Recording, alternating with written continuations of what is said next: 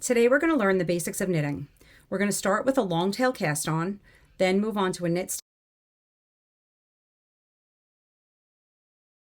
We're going to start by casting on 10 stitches. So you're going to start holding your yarn probably about 6 inches from the end. And I'm a righty, so everything I do is going to be for someone who's right-handed. You're going to want to reverse these instructions if you're left-handed.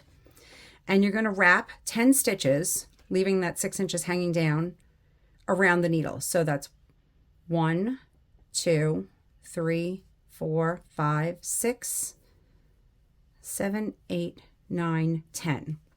Give yourself a little bit of extra space, pull it off, and you'll see I pinched the yarn in between my thumb and my index finger. Where I'm pinching it is where you're going to create a slip stitch. And you're going to put that slip stitch onto your needle with the tail facing you. And there's the tail. You have your tail and you have your working yarn, which is the yarn attached to your skein of yarn. You then pull the tail tight, not too tight, and that becomes your first stitch.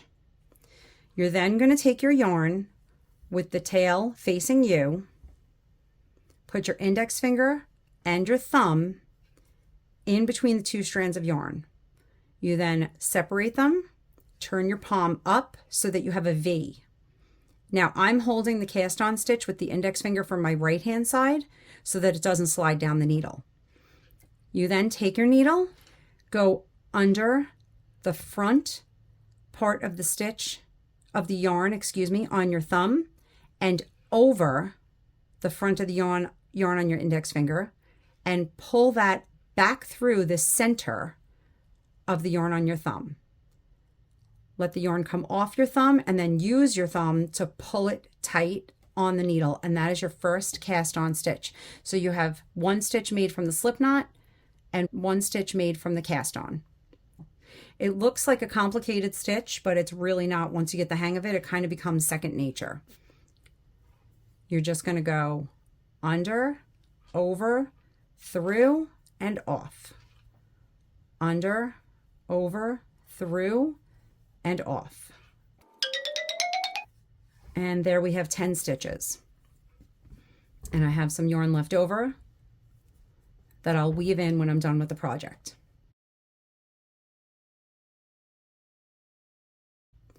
I'm then going to take this needle that is currently in my right hand, move it to my left hand, and turn it around so that the tail is now facing the back of my work and the working yarn is facing me.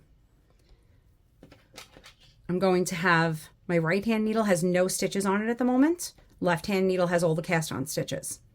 So to do a knit stitch, you're going to push your stitches towards the front of the needle, but not on the tip where it starts to become tapered. You can see that a stitch has different parts. So you have the legs. These are called the legs of the stitch. You have a front leg and a back leg. You're going to take your needle and go behind the front leg and push your needle behind the left-hand needle. So the right needle goes behind the left needle. So it is now through the front and back legs.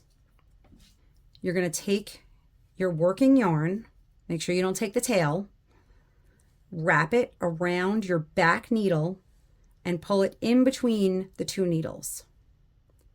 Now I hold the yarn with my index finger and thumb just to keep the tension.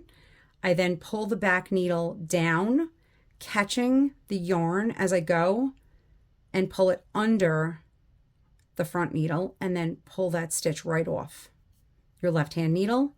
It then moves to the right hand needle. So you're going to hold your working yarn in your right hand with your index finger and thumb, put your needle under the front leg of the stitch and behind your left needle. Wrap your yarn, pull it down, under, and off. I like to count when I'm doing these stitches because it's basically 4 steps. So you're going to go 1 is going under the front leg of the needle and behind that left hand needle. 2 is wrapping your yarn. 3 is coming back to the front of your left hand needle. 4 is pulling the stitch off so it lands on your right hand needle. So that's 1, 2, 3, 4. 1, 2, 3, 4. When you're done with the row, all your stitches are now going to be on your right hand needle. Your left hand needle is going to be empty.